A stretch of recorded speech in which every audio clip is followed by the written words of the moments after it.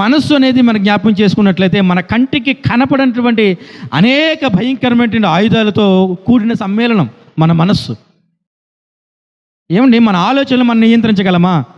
ఆలోచన, భావోద్వేగాలు, మన యొక్క జ్ఞాపకాలు. చూడండి, ఒక వ్యక్తి జ్ఞాపకాలు కూడా వ్యక్తిని నశింప చేయడానికి ఏమాత్రం కూడా వెనకాడవు. ఒక వ్యక్తి జ్ఞాపకాలు కూడా వ్యక్తిని క్షీణింపచేస్తాయి. గతించిన జ్ఞాపకాలు జ్ఞాపకం చేసుకుంటూ చేసుకుంటూ చేసుకుంటూ ఎంతమంది నశించిపోయారు జీవితంలో, ఎంతమంది నశించిపోయారు. కనుక ఈ జ్ఞాపకాలు, ఆలోచనలు ఇవన్నీ కూడా చాలా భయంకరమైనవి.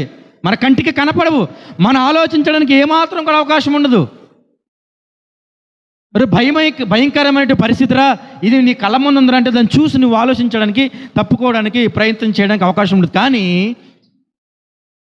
అంతకన్నా భయంకరమైనటువంటి ఆలోచనలు, భావోద్వేగాలు, జ్ఞాపకాలు, ఊహలు సహితము చాలా భయంకరమని దేవుడు చెప్తూ ఉన్నాడు.